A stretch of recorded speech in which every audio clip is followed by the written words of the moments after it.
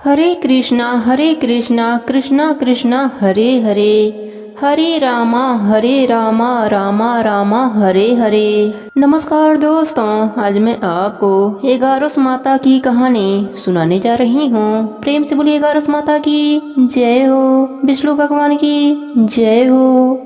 एक बार एक बुढ़िया माई ने एकादशी का व्रत रखा। बड़े ही भक्ति भाव से पूजा अर्चना करी। उन्हें वृद्धा अवस्था में क्या बाधा थी, वह तो अपने पुत्र पौत्रों की सुख सुविधा के लिए व्रत किया था। वह दिन भर तो मन को कठोर करके अपनी प्यास को रोके रहीं और दिन में ब्राह्मणों को मिट्टी के पात्र में भरकर पानी और ऋतु फल दान किया। दोना भर के चीनी और दही वितरण किया। उन्हें गर्मी के कारण बहुत बेचैनी हो रही थी। इस कारण वह बहुत देर तक पानी में पड़ी रहीं, मुंह धोती रहीं। तब कहीं थोड़ा बहुत धैर्य बंध पाया। धूप तो तेज पड़ ही रही थी, इस कारण बार बार मुख सूख रहा था। बहुत बेचैनी हो रही थी। एक तो बुढ़ापा और दूसरा यह भयंकर गर्मी। वृद्धा अवस्था में स्थिति तो कुछ दूसरे ही प्रकार की होती है। जैसे तैसे करके हाथ पैर धो करके दिन कट पाया और पहाड़ सी रात सामने थी। उनका कटना बड़ा ही कठिन दिखाई दे रहा था। खटिया पर पड़े पड़े शांति नहीं मिल रही थी। वे बार बार करवट बदल रही थीं। अनेक बार वह बाहर जाती और भीतर आती। उन्हें घर के अंदर शांति नहीं मिल रही थी। वे खटिया पर पड़ी पड़ी 11 माता का स्मरण करती रहीं। वे कहती रहीं, हे माता, मुझे शक्ति दीजिए जिससे मैं यह व्रत कर सकूं और यह पहाड़ सी रात शांति पूर्वक व्यतीत हो सके। प्यास के कारण बुढ़िया माई की बेचैनी बढ़ रही थी। उन्होंने धैर्य रखने की बहुत प्रयास करी, किंतु सहनशीलता की सीमा टूट गई और वह घबरा कर एकदम चिल्ला उठी। बोली कि बचाओ बचाओ। अम्मा का चिल्लाना सुनकर परिवार भर के नर नारी, बच्चे, अड़ोसी पड़ोसी एकत्रित होकर बुढ़िया अम्मा के खटिया के समीप पहुंच गए। सबने पूछा कि अम्मा, आपको क्या हुआ? आप क्यों चिल्ला रही हैं? आप इस वृद्ध अवस्था में यह कठिन व्रत क्यों करती हैं? अम्मा जी, शक्ति से ही भक्ति होती है। थोड़ी देर में वह फिर बोली, मेरे प्राण निकले जा रहे हैं। मेरे छाती पर ठंडे पानी का घड़ा रख दो। अब नातियों ने दादी के छाती पर ठंडे पानी का पात्र रख दिया। तब उन्हें थोड़ा बहुत आराम मिला और थोड़ी देर के लिए उन्होंने अपनी आंखें बंद कर लिया। अब एकादशी माता ने सोचा, यह बुढ़िया अम्मा तो बहुत ही कठोर हैं, जरा जाकर उनकी परीक्षा लेनी चाहिए। वे आधी रात को मुर्गा बनकर टेर लगाने लगीं। मुर्गा की आवाज सुनकर दादी जल्दी से उठीं और बाहर जाकर आसमान की ओर देखा, किंतु आसमान में कहीं उन्हें प्रातःकालीन तारा नजर नहीं आया। वे सोचने लगीं, यह मुर्गा क्यों और कैसे बोल गया? उन्हें प्यास तो लग ही रही थी। थोड़ा बहुत उनका मन भी विचलित हो गया। अंत में उन्होंने दृढ़ निश्चय कर लिया कि मैं व्रत को पूर्ण करके ही छोड़ूंगी, चाहे भले ही मेरे प्राण क्यों न निकल जाएं। यह सोचकर फिर खटिया पर शिथिल होकर लेट गईं। थोड़ी देर में 11 माता ने उनका फिर से परीक्षा लेनी चाहिए। एक छोटी सी बालिका एक गिलास में शरबत लेकर उनके सिरहाने आकर खड़ी हो गई और जोर से बोली, दादी जी, सवेरा हो गया है, आप हाथ मुंह धोकर शरबत पी लीजिए। पहले तो शरबत का गिलास देखकर उनका मन मचल उठा, किंतु अचानक व्रत का स्मरण हुआ और उन्होंने सोचा कि मैं किसी भी प्रकार से अभी शरबत नहीं पी सकती हूँ, और वे शांति पूर्वक अपनी खटिया पर लेट गईं। फिर थोड़ी ही देर में उन्हें ऐसा लगा जैसे किसी ने उन्हें पानी के कुएं में पलट दिया हो। वे बड़ी देर तक हाथ पैर चलाती रहीं, किंतु उन्होंने अपने मुंह में एक बूंद भी पानी जाने नहीं दिया। वह दृढ़ता पूर्वक अपना व्रत का पालन करती रहीं। थोड़ी देर में न जाने कहां से सामने आग जलने लगी, जिससे भारी गर्मी बढ़ने लगी। प्यास के कारण प्राण निकलने लगे, किंतु बुढ़िया माई का कुछ भी बिगड़ नहीं पाया। वह जहाँ की तहाँ मुस्कुराती हुई बैठी रहीं। थोड़ी ही देर में बाहर प्रकाश दिखाई देने लगा। ऐसा लगा जैसे सवेरा हो गया हो। बुढ़िया माई ने जब बाहर निकलकर देखा तो समझ गईं, अभी सवेरा होने में 3-4 घंटे की देरी है। यह जानकर भी वह शांति पूर्वक इधर उधर घूमने लगीं। फिर 11 माता यह बात अच्छी तरह से समझ गईं कि यह बुढ़िया किसी भी प्रकार से अपने व्रत से टस से मस नहीं हो सकती है। वह उनके सत्य व्रत को अच्छी तरह से समझ गई थीं। अब सवेरा होते ही बुढ़िया माई ने स्नान किया, भगवान की पूजा पाठ करी, एकादशी व्रत की कथा सुनी, तुलसी माता की कथा सुनी, फिर ब्राह्मणों को दक्षिणा देकर भोजन कराया। तब कहीं उन्होंने व्रत का पारण करके जल ग्रहण किया। फिर अम्मा ने स्वयं भोजन किया। उस श्रेष्ठ व्रत के प्रभाव से बुढ़िया अम्मा की आयु में वृद्धि हो गई। उनका घर परिवार हरा भरा हो गया। अब उनको अभाव न रहा। वह हर तरह से सुख साधनों से संपन्न हो गईं। नाती नातिन से उनका घर भर गया और वह उसी दिन से 12 महीनों की 11 का व्रत करने लगीं। 11 माता के व्रत के प्रभाव से वह इस संसार में हर प्रकार के सुख भोग कर अंत में वैकुंठ धाम को चली गईं। हे 11 माता, जैसे आपने बुढ़िया माई पर अपनी कृपा करी, वैसे ही अपने सभी भक्तों पर अपनी कृपा बनाए रखना। प्रेम से बोलिए 11 माता की जय हो, विष्णु भगवान की जय हो। एक समय की बात है, एक नगर में एक सेठ रहता था। वह अपने शादी के बाद नए वस्त्र पहनकर अपने पत्नी को लाने पहली बार ससुराल जा रहा था। रास्ते में उसने एक गाय को तालाब की ओर जाते देखा। वह गाय पानी पीने के लिए तालाब में उतर तो गई, लेकिन कीचड़ होने की वजह से वह तालाब से बाहर नहीं निकल पा रही थी।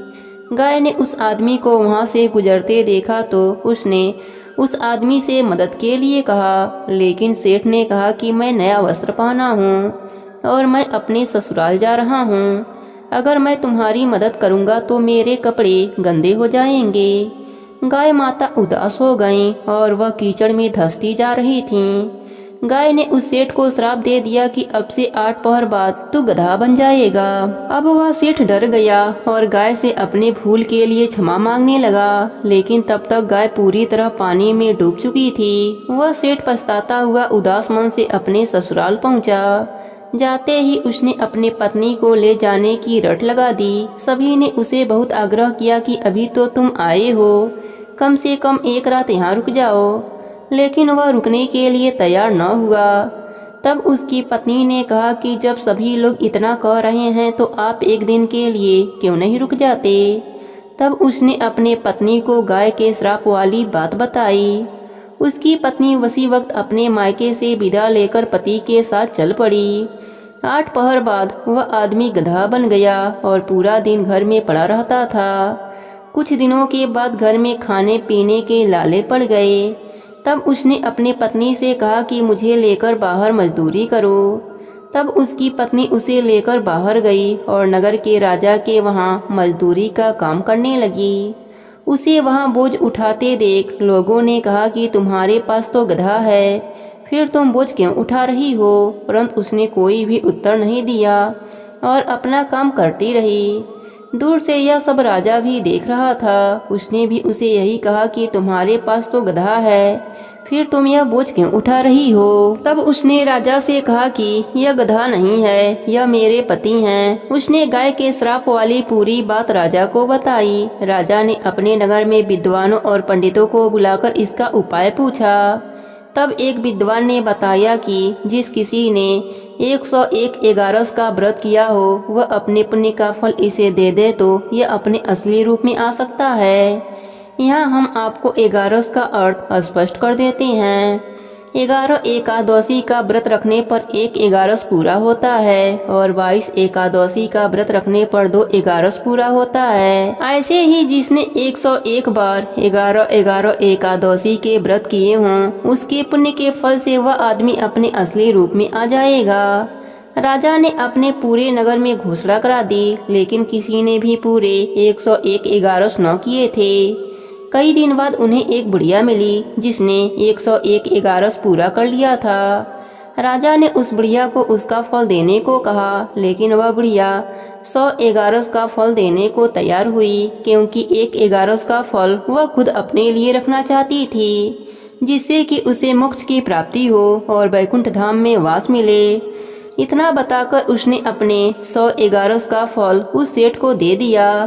तब वह गधा से मनुष्य रूप में आ गया, लेकिन 1 11 कम होने के वजह से गधे की पूंछ उसके शरीर से नहीं गई। एगारस माता की यह महिमा देखकर उन पति पत्नी ने एगारस व्रत करने का निर्णय लिया। दोनों पति पत्नी एगारस का व्रत करने लगे। एक एगारस पूरा होते ही सेठ की पूंछ गायब हो गई और एगारस माता की कृपा से उनका घर अन्न धन से भर गया। हे एगारस माता, जैसे आपने सेठ पर अपनी कृपा करी वैसे ही अपने सभी भक्तों पर अपनी कृपा बनाए रखना। कहानी अधूरी हो तो पूरी करना, पूरी हो तो मान रखना। प्रेम से बोलिए एगारस माता की जय हो, विष्णु भगवान की जय हो।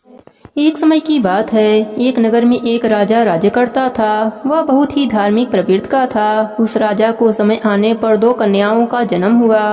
राजा की छोटी बेटी भी अपने पिता के तरह ही धार्मिक थी। वह नियम धर्म से रहती थी। साथ ही वह बचपन से ही एगारस का व्रत भी करने लगी।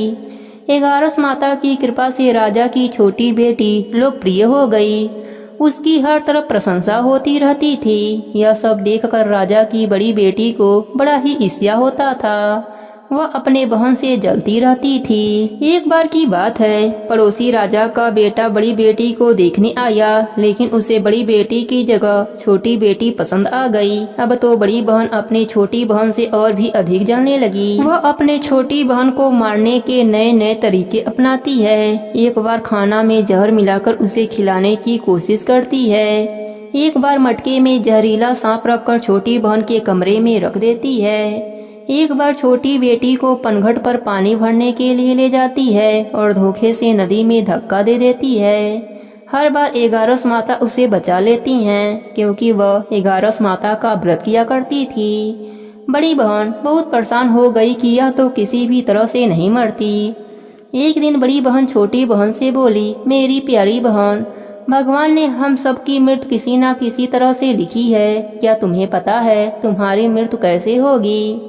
छोटी बहन बहुत ही सीधी साधी थी। वह बोली, मेरी मृत्यु मेरे पालतू तोते के गले में जो हार है उसी में अटकी हुई है। यदि कोई मेरे तोते को मारकर वह हार पहन ले तो मैं मूर्छित हो जाऊंगी, और फिर उस हार को उतारकर कोई रख दे तो मैं जीवित हो जाऊंगी। उस रात छोटी बहन अपने पिताजी के पास गई और बोली, पिताजी, मुझे शक है।